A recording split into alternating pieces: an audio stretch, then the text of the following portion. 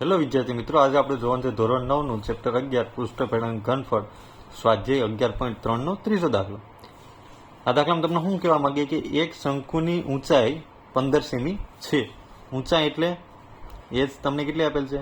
15 semi. Ready? જો તેનું ઘનફળ 1570 semi cube હોય, ઘનફળ આપેલ છે શંકુનું ઘનફળ બરાબર કેટલો આપેલ છે? 1570 સેમી ક્યુબ. હા કે ના?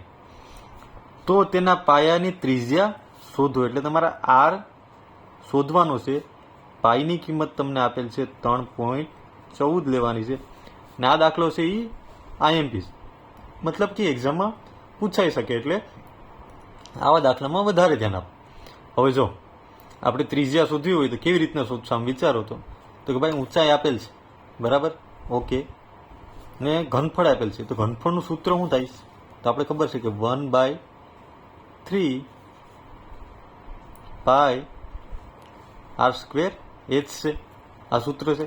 તો પાઈની વેલ્યુ બી આપેલ છે, આપણે આરની કિંમત બી આપણે શોધવાની છે, ને એચ બી છે આપણી પાસે, ને આને બરાબર શું છે આપણી પાસે? જવાબ છે ને 1570. હા કે ને? હવે 1/3 ના 1/3 પાઈની કિંમત કેટલી છે? આનું આમ લખીએ ને 314/100 આર સ્ક્વેરના એમને ગુણ્યા એચ કેટલા છે આપણી પાસે? 15 બરાબર 1570. હા કે ના? હવે આપણે આને પલટાવીએ, મતલબ કે આર સ્ક્વેરને હું કરતા કરું તો 1570 તો એમને એમ રહી. રેડી? આ 1500 ભાંગાકારમાં જાય તો 15 ભાંગાકારમાં જાય, આ 15 ને બીજા 314 બંને ભાંગાકારમાં જશે, અને 100 અને 3 ગુણાકારમાં જશે. હા કે ના? હવે આમાં આપણે ભાગ હલાવવો તો શું ઉઠશે? તો આપણે એક તો ખબર છે કે ભાઈ 5 તેરી 15 થાય. ઓકે, હાલો આ એક તેવી ડેડ. હવે બીજું કંઈ? તો તમને ખબર હોવી છે કે 314 અહીં ગણતરી કરીને તમને બતાવી દો. 3 ને હું 5 વાર કરું, 5 તેરી 15 થાય ને?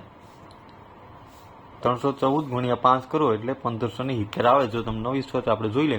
314 ગુણ્યા 5, 5 4 20. હા કે ના? 5 5 6 ને 7, 5 તેરી 15. હા કે ના? થઈ ગયા ને 1570. આ 5 કેન્સલ. હવે આપણી પાસે વધ્યું હું ખાલી 100 વધે ને? તો ત્રિજ્યા આર બરાબર વર્ગમૂળમાં 100. વર્ગમૂળમાં 100 હોય તો નામ લખી કાંઈ ને કે વર્ગમૂળમાં 10 નો વર્ગ. વર્ગમૂળ કેન્સલ થઈ જાય તો આર બરાબર 10 શેમાં મળશે આપણે? સેમીમાં. આ તમારો આન્સર થઈ ગયો. રેડી? છે ઇઝી. આઈએમપી છે, પરીક્ષામાં પૂછાય એવો છે, પણ છે ઇઝી. બરાબર? રેડી? વિડીયો પસંદ આવ્યો હોય તો લાઇક એન્ડ સબસ્ક્રાઈબ કરતા ભૂલતા નહીં. Thank you.